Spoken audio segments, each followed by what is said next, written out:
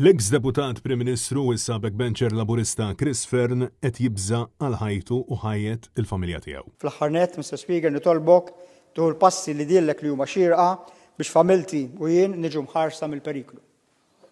Min kien lest jonfoq aktar minn 6 miljun euro biex jeliminani politikament permezz ta' frame-up mhux se jdejjaq jagħmel għar minn hekk.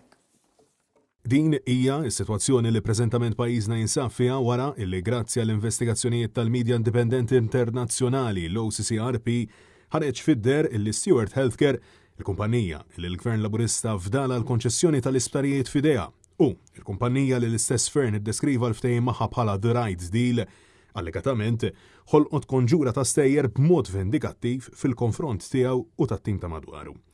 L-għada ta' din l-isqarrija b'saħħitha min-naħa ta' Chris Fearn fejn qal illi qed jibża li hu familtu jinsabu fil-periklu, NetNews staqsa lil kollega tiegħu fil-Grupp Parlamentari Laburista Owen Bonnici jekk wara dawn is-snin kollha joħorġu wonqhom għal Stewart dan kien żball.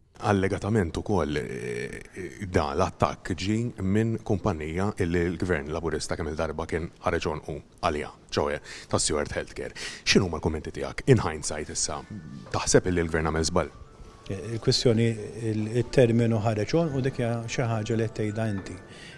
Hija kwestjoni fejn il-flus ħafna kemm il-darba. Stewart kien konċessjonarju, ġifieri Stewart rebaħ konċessjoni wara li over mill-VGH, ġifieri il-fatti huma magħrufa, ma stax naqbel miegħek illi tuża dat-terminu li użajt inti, kien hemm relazzjoni kontrattwali bejn il-Gvern u Stewart Healthcare. Surrealment Bonnici qal illi l-Gvern ma kienx jaqbeż għal Stewart Healthcare minkejja l-appelli kollha tal-Partit Nazzjonalista u esperti fil-qasam kien baqa' joħroġ il-miljuni ta' euro minn flus il-poplu, ma rtirax mill-konċessjoni sansitra żewġ sentenzi tal-qorti ddikjaraw li l-Gvern ħadem f'kollużjoni mal-kumpanija fil-frodi mit-taxxi tal-poplu war minn hekk fil-Parlament wara il ħadna lura l-isptarijiet.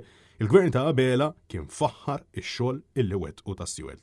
Intant, it-tnejn wara nofsinhar Chris Fearn ta' xifhem illi hu qed jissuspetta li hemm id oħra moħbija parti l-allegat involviment ta' Stewart Healthcare, tant illi qal illi hu stess talab lill-Kummissarju tal-Pulizija biex jinvestiga.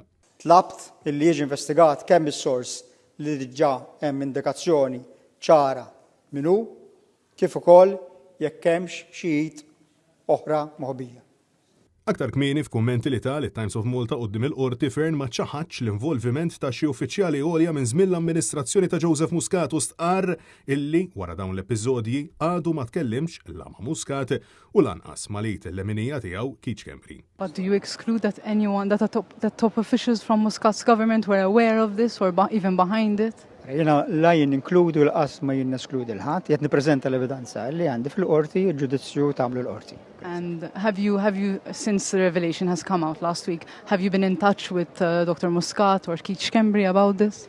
Le jiena la tkellimt ma' persuni li semmejt le ma tkellimx. Rabta ma dan kollu staqsejna lill-Ministru Bonnici illi hu wkoll kien membru fil-kabinett ta' Muscat Owen Bonnici jaħrab għal darba darbtejn milli jwieġeb jekk jeskludix l-involviment tal-eks Prim Ministru jew xi nies minn tiegħu. L-Onorevoli Fearn kien mistoqsi jekk jeskludix illi f'diliet moħbija kien hemm ukoll xi membri tal-amministrazzjoni ta' żmien Joseph Muscat.